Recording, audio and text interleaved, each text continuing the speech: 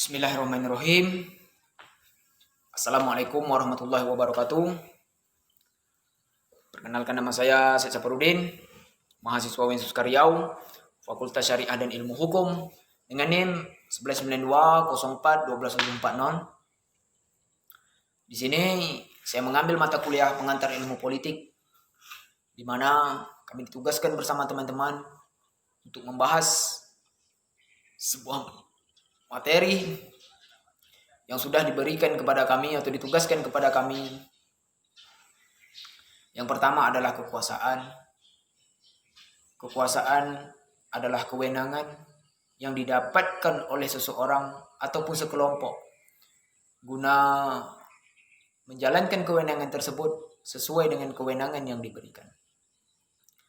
Kewenangan tidak boleh dijalankan melebihi kewenangan yang diperoleh atau kemampuan seseorang atau sekelompok untuk mempengaruhi tingkah laku atau kelompok lain.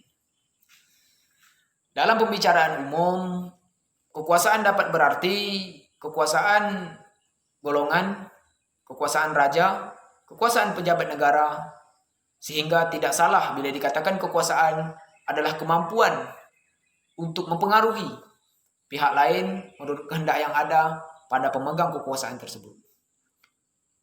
Robert Mark pernah mengatakan bahwa kekuasaan adalah kemampuan untuk mengendalikan tingkah laku seseorang, baik secara langsung atau memberikan perintah dengan tidak langsung dengan jalan menggunakan semua alat dan cara yang tersedia. Selanjutnya adalah perbedaan kekuasaan. Perbedaan kekuasaan dan kewenangan.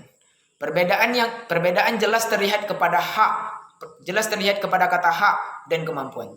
Jika di dalam kekuasaan kita memiliki hak untuk mengatur dan memerintah orang lain, sedang di dalam wewenang kita dapat menggunakan hak itu untuk memerintah dan mengatur orang lain.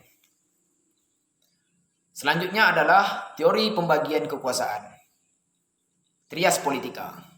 Teori pembagian kekuasaan menurut trias politika merupakan konsep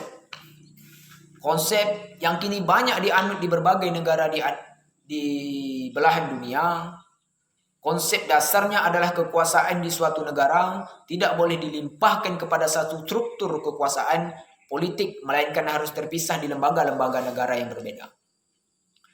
Trias politika ini yang kini banyak diterapkan adalah pemisahan kekuasaan kepada tiga lembaga yang berbeda: legislatif, eksekutif, dan yudikatif.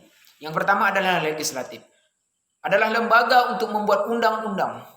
Yang kedua adalah eksekutif, adalah lembaga yang melaksanakan undang-undang tersebut. Yang ketiga adalah yudikatif, adalah lembaga yang mengawasi atau menjalankan pemerintahan negara secara keseluruhan, menginterferensikan undang-undang jika ada sengketa, serta menjatuhkan sanksi bagi lembaga ataupun perorangan yang melanggar undang-undang tersebut. Pembahasan yang selanjutnya adalah sejarah lahirnya paham trias politika. Sejarah munculnya trias politika ini, munculnya pemikiran tentang trias politika diawali pada abad pertengahan 1000 atau 1500 Masehi. Kekuasaan politik menjadi sebuah persaingan antara monarki, raja atau ratu, pimpinan gereja, dan kaum bangsawan. Seringkali terjadi perang saudara perebutan kekuasaan antara ketiga lembaga ini. Pembahasan selanjutnya adalah pengertian trias politika. Trias politika adalah sebuah ide ataupun bahwa sebuah pameran tahan berdaulat dipisahkan antara dua atau lebih kesatuan kuat yang bebas, mencegah satu orang atau kelompok untuk mendapatkan kuasa yang terlalu banyak. Pemisahan kekuasaan merupakan suatu pembagian dalam tubuh pemerintahan agar tidak ada penyalahgunaan kekuasaan antara legislatif, eksekutif, dan yudikatif. Pemisahan kekuasaan juga merupakan suatu prinsip normatif bahwa kekuasaan tersebut sebaiknya tidak diserahkan kepada orang yang sama untuk menyalahgunakan kekuasaan oleh pihak yang berkuasa. Contoh negara